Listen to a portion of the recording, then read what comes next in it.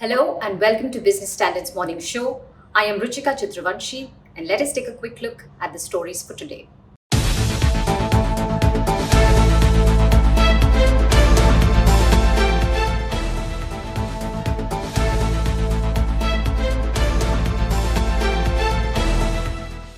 Market regulator SEBI is holding a crucial meeting of its board today.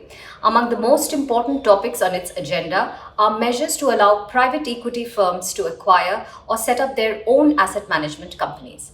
In a move that could give the founders of new age companies more flexibility to raise capital before going public, the regulator is expected to ease the framework governing superior voting rights.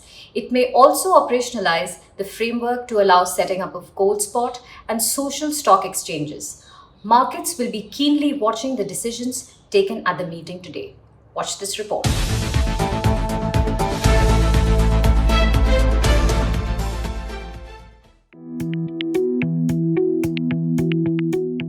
Market participants will closely watch SEBI's board meeting scheduled today for the regulator's decision on a few important things.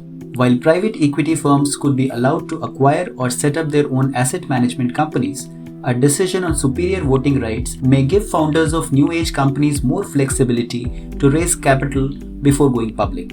Also of interest will be whether SEBI will rethink a shift to the T+1 settlement cycle from T+2 now, especially after a vehement opposition to the proposal by foreign portfolio investors. Though the proposal is yet to be implemented, the FPIs have warned of a reversal of gains by unforeseen consequences of moving to the new system. They have opposed the move, citing several operational challenges like time zone difference, cumbersome information flow process, and lack of supportive infrastructure. SEBI plans to unveil the T+1 cycle from January 2022, and it remains to be seen if SEBI rethinks its decision amid the pushback from FPIs. UR Bhatt, co-founder and director of Alphinity Fintech, said, and I quote, "The regulator can reiterate its stance on the T+1 settlement without getting into too much detail. The infrastructure needs to fall into place before the T+1 settlement cycle is implemented." Unquote. Further, SEBI may consider a proposal to ease mutual fund ownership rules in India. Private equity players may soon get more leeway to snap up or set up their own asset management companies. At present, PE firms are not banned from acting as mutual fund sponsors, but the prerequisites act as a deterrent for them to take up these sponsorships. The capital market regulator may look to change this. The MF regulations say that if a sponsor changes, the investors have to be provided with an exit option. A PE fund may like to exit after a few years, but providing an exit to investors each time is not amenable to business generally. SEBI today might consider easing this rule, provided PE firms don't exit the business before 5 to 7 years. At today's meeting, SEBI can also discuss making M&A norms easier. The regulator at its board meeting could discuss a proposal on making it easier for companies to delist after an open offer by allowing the acquirer to launch both processes simultaneously. Apart from these, there are two other issues that SEBI may take up. To understand these better, let's go to Grant Thornton Bharat's Vivek Iyer. India is the second largest gold consumer in the world, and yet the price setting is actually done overseas and not in India. Having gold exchanges with India would actually help price discovery of gold within the country to a great extent. Not to say that the overseas markers would be helpful for valuation, but having an opportunity for price discovery in India is what essentially the gold exchanges will facilitate. One is around the superior voting rights and other is around the establishment of stock exchanges, both from a social as well as a gold standpoint. For the first point on superior voting rights, the expectation is for increasing the threshold from beyond 500 crores to a more realistic number. And the second is around increasing the time limit for holding of the superior voting rights, which is at least we are expecting 10 years. And the second point is around a more operational guidelines as well as time frame expectations from a social stock exchanges and a gold exchanges standpoint. Apart from SEBI's board meeting, investors will also eye global cues, stock-specific news flow, oil price movement, and FII trends today. On Monday, the benchmark indices gyrated between gains and losses before settling flat with a positive bias. The S&P BSE Sensex ended 29 points higher at a fresh closing peak of 60,078, while the broader Nifty 50 index ended the day at 17,855, up 2 points over previous close.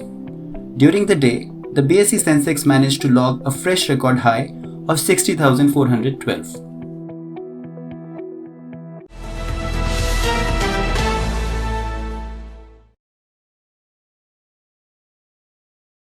Emission reduction is the need of the hour as we face a climate change challenge, and electric vehicles are going to play a pivotal role in this.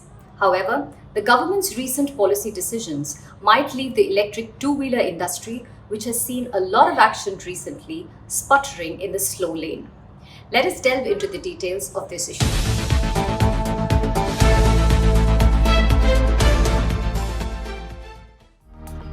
The government should have a relook at its recently announced automobile PLI scheme. Consider this. We Indians predominantly traveled on two-wheelers.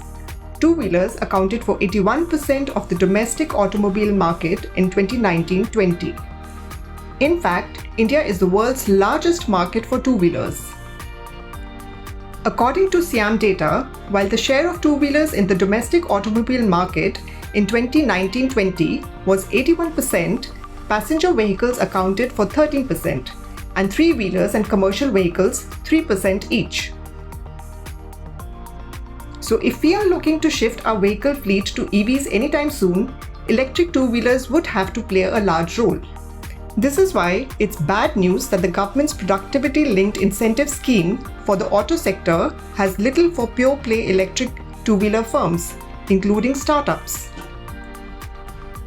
In particular, executives from the companies concerned say that the policy, structured mainly for the big players, leaves startups out of its ambit.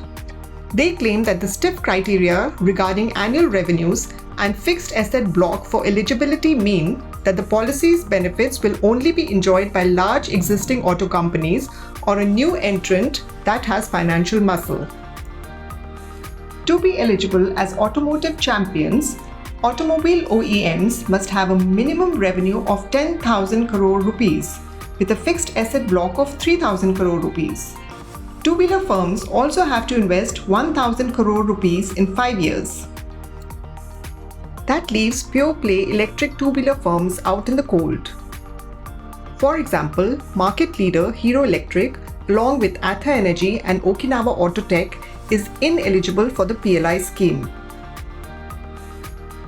They will have to make do with just the FAME and state-led incentive schemes. FAME stands for Faster Adoption and Manufacturing of Hybrid and Electric Vehicles and is the name of a scheme whose first phase began in 2015. According to sources, Ola Electric may be considered a new player under the PLI scheme. It has invested 2,400 crore rupees into the sector and has just launched its scooters. Let's take a look at the incentive slabs for champion OEM and new non-automotive investors. Their determined sales value has to be 2,000 crore rupees to 4,000 crore rupees. The incentive would be 13% to 16% of the determined sales value. A cumulative determined sales value of rupees 10,000 crore over 5 years would get another 2%.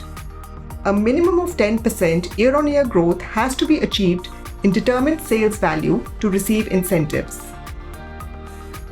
For the cost-conscious Indian customer, two-wheelers will always be a viable mode of transport. Consider the following. Last week, Ola Electric said that it sold e-scooters worth over 1,100 crore rupees in just 2 days during its sale of the Ola S1 and S1 Pro scooters. The company said that this was unprecedented, not just in the automobile industry, but also represented one of the highest sales in a day by value for a single product in Indian e-commerce history. Clearly, there's demand for electric two-wheelers, and the government should keep that in mind while framing its policies.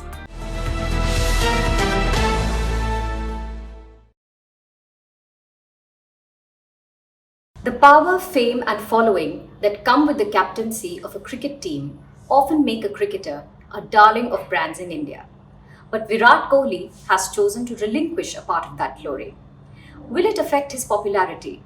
Will there be an impact on the advertising sweepstakes? Let us find out in this report.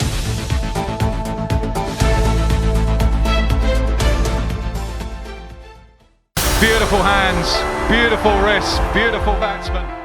Virat Kohli is someone who is known to wear his heart on his sleeves. He is a fierce competitor who leads from the front. His attitude and mannerisms both on and off the field make news headlines. There are a very few sportsmen who match his numbers when it comes to fan following, and he's not just the best batsman but also India's favorite brand endorser. To inform everyone that this is going to be my last leg in the IPL as captain of RCB.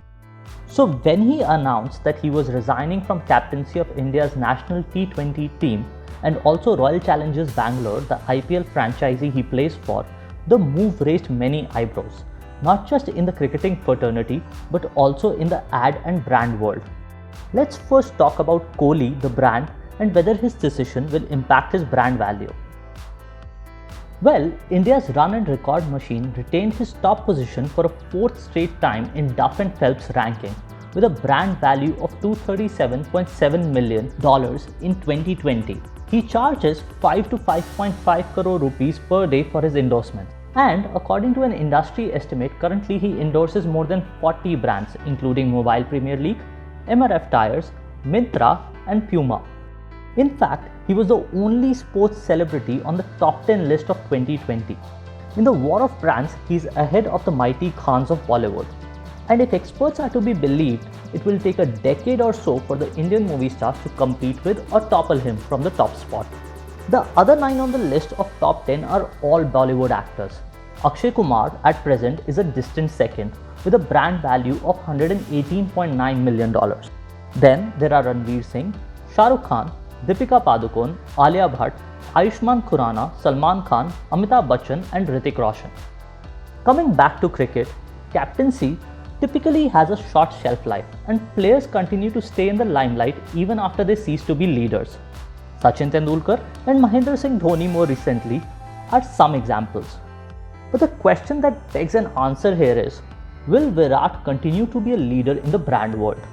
The history of cricketers as brand endorsers indicates that the biggest deals have gone to captains, be it Sunil Gavaskar, Kapil Dev, Sachin Tendulkar, Rahul Dravid, Dhoni or Kohli. Will Kohli's on-field heroics buck this trend and decide his metrics in the ad world? Let us go to Rediffusion MD Sandeep Goyal to understand what Kohli stepping down may mean for his brand. Brand Kohli's brand value has been under stress for the last couple of years. While he continued to sign on many endorsements, the fact remains that his performance on the pitch was not exactly to his own standards. With his stepping down, I personally believe that brand Kohli would actually get strengthened, provided of course his bat does the talking. The problem with brand Kohli has been that while the advertising part of the brand has been on the ascendant, the performance in the game has not exactly matched up. The only reason, of course, brands are always choosing him is not only because he's charismatic and he's ebullient and he is comes across as a very effervescent human being, but if you don't perform, then there really is no brand value. Well, it's the person Virat Kohli who ultimately decides his priorities. But we would like to see player Kohli continuing to smash the balls all around the park and also getting rewarded for it. I love it. Beautiful. Virat, you got to carry on.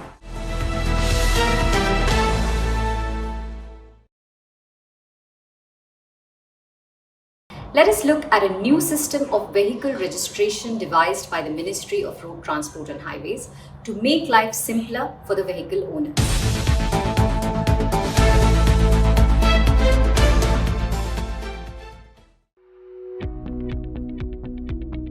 Moving to a new city is not easy.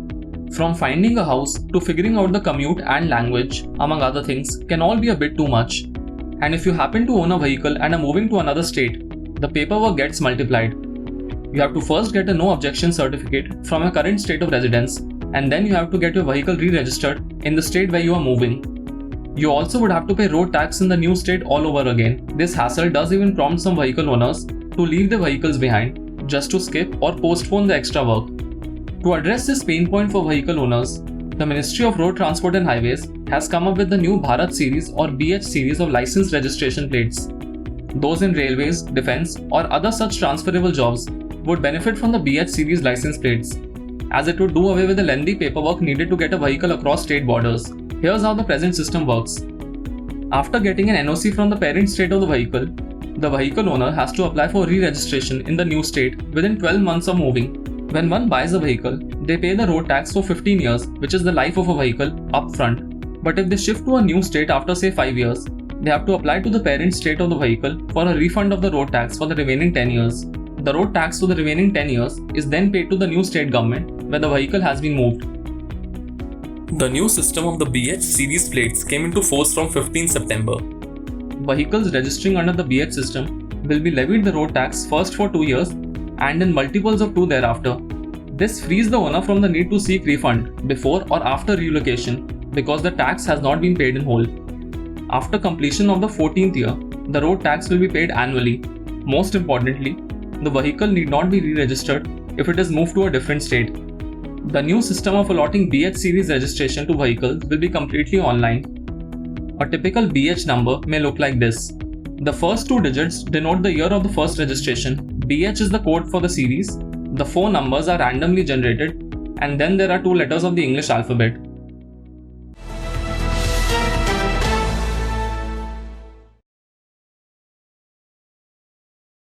That's all we have for you today. We will be back tomorrow with more news and analysis. Stay tuned. Thank you for watching.